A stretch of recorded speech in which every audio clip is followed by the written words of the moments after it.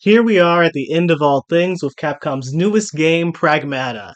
And after I've gone through the main story, it's pretty good.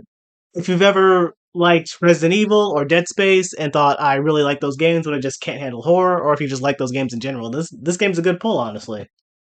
I enjoyed the game pretty much all the way through, but I was kind of impressed by just the enemy variety and weapon variety, like pretty much throughout the entire game. I can't say much for its difficulty because the game's, to be honest, is pretty easy, but I kept getting weapons, new mechanics, new enemies to fight, and the game kept putting me in new situations pretty consistently. That it was never left me bored. I was always entertained.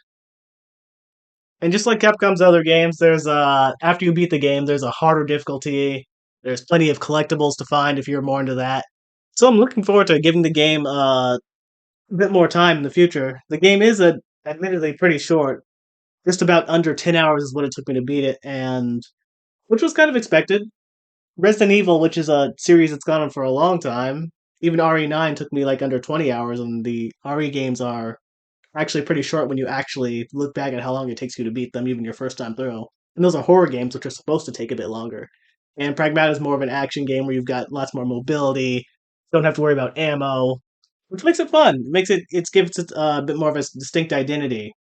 And I know 10 hours might be like a bit too short for people to think of like putting in a $60 game for it, but I think these days a really good linear experience is actually worth a lot, considering how many games are trying to be always online, all you gotta play this all the time.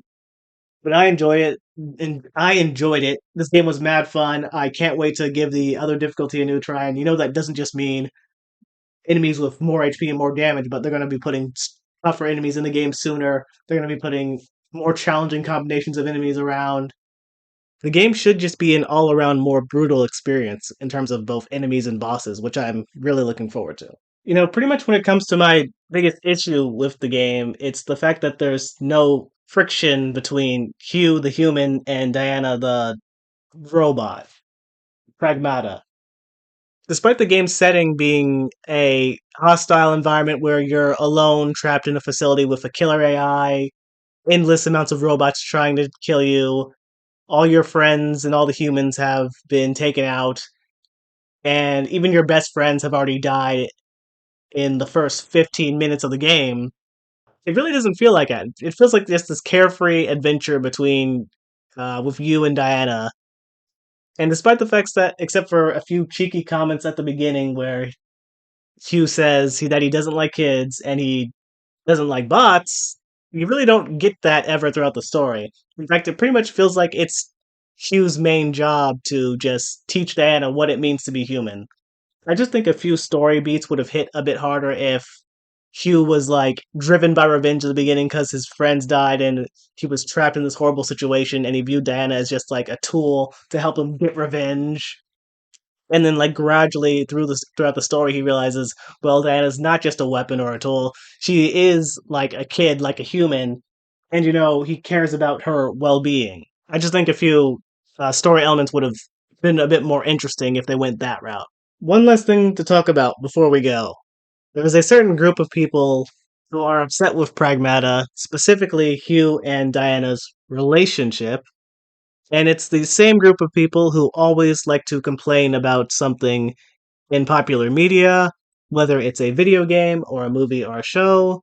And it's these people who don't actually like these shows or don't play video games, who don't care about what they're talking about, but they just want you to feel bad or worse about the thing that you like. I think these people's opinions are never to be taken seriously. I don't respect what they have to say. And the reason is because are almost never doing it in good faith. They don't care about how kids are depicted in video games. They don't care about what the video game is about.